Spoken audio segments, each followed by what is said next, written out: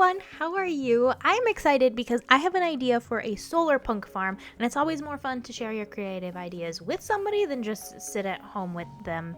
Anyway, this is the world of Willowmer. Ignore the horses. Yes, Willow, because I am Jade the Willow. I know, it's a little on the nose. I'm going to transform this into a fantasy solar punk adventure map. Today, like I said, we're going to be focusing on the farm and transforming this area. We're going to break this video down into 4 different parts: the apple orchard, the sustainable crop farming, the animal raising, and we'll finish off with some solar punk tech elements. That being said, I have a tendency to go all over the place, so we'll see how it goes. What I really want is a nice avenue. Look at that. Now just imagine once we do a little bit more work and it's gonna be fantastic. We have to settle the trees in because right now they just look like they're set on top. So one thing we can do is in a couple places add a little bit of coarse dirt and it's going to transform. Hold on. All right, are you ready? So here's before. Ta-da! What do we think? Looks nice. We've got a lived-in apple orchard, home for the bees. There's a lot of them, but it looks like most of them. There's a couple floating around. Hi, buddy. I might come back and tweak some things later. I haven't decided. Sometimes I just like to sit with my builds for a moment before I make my final decision. In place of dirt slabs, I'm using a combination of all 3 of these blocks. That's a creative decision I made, and that's all there is to it. I just love this area so much, and thank goodness for the falling leaves because they make things so much better. We're gonna skip over the farmhouse because I have a whole video on how I built it and where I break down the different solar punk and fantasy elements, so you should definitely go check that out. Next, we need to build a old barn.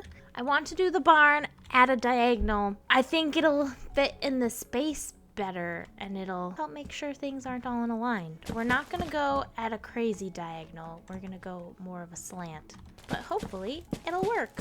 Got this sort of arrangement. It's supposed to be like wood planks. I don't think planks are the word I'm looking for. I think I'm just using that because it's a Minecraft term. All right, so this is the idea, and I want to put on signs the same way I did on this one. It's not quite right, and I'm not sure what it is. Is this that I need more overlap with things? It's just the amount of stuff that I have is too sparse. Does that look, I think that looks better. Do we like that? Oh boy. I thought this would be easy, but I wanted it to be this sad gray color because when you think of old barns, a lot of times like the paint is faded and the wood is old. So the color is perfect. It's exactly what I want. It's just very dark, especially when compared to this. To tie this into our solar punk thing is put in solar panels on top. Ooh.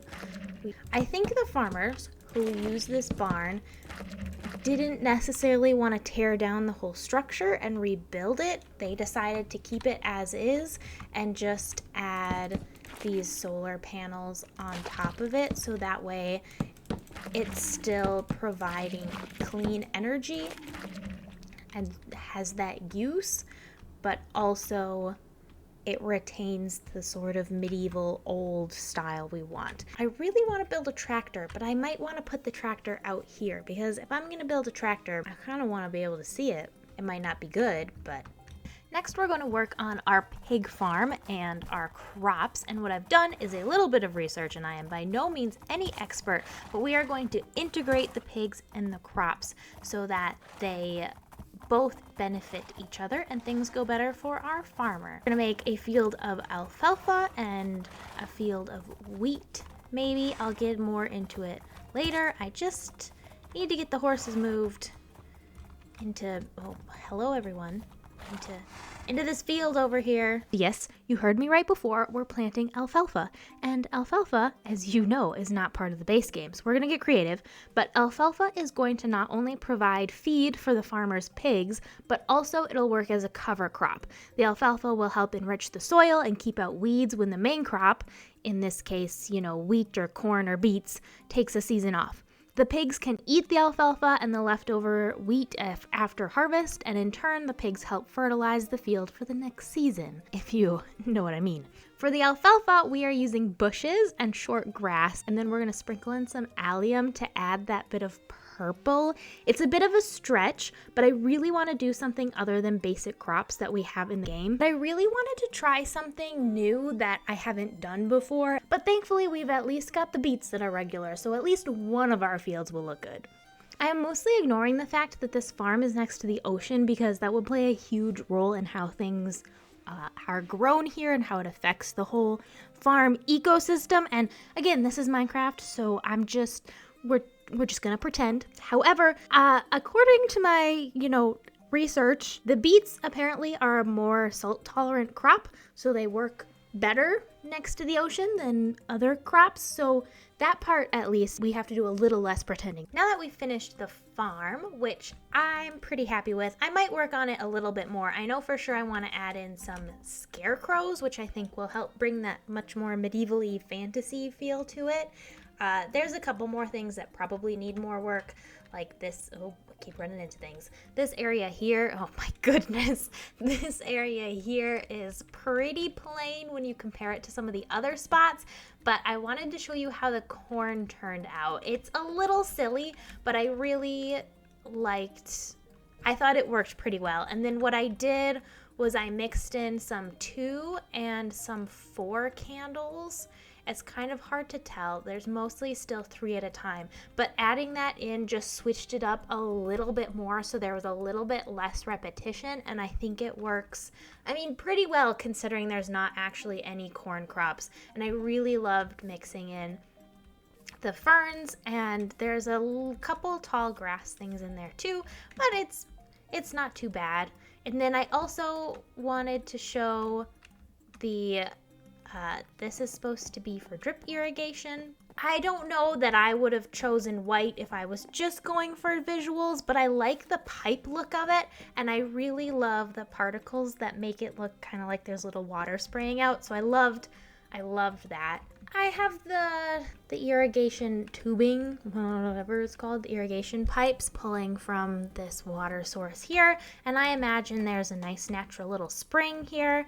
Now, obviously it's really close to the ocean and mixing of water and salt and wool, all of that stuff. But we also have some trees, which are not in the time lapse, and that's to help just create a better ecosystem and flow between the different crop fields, provide, some places for little woodland creatures and birds to live, and also to block off some of the wind from the ocean.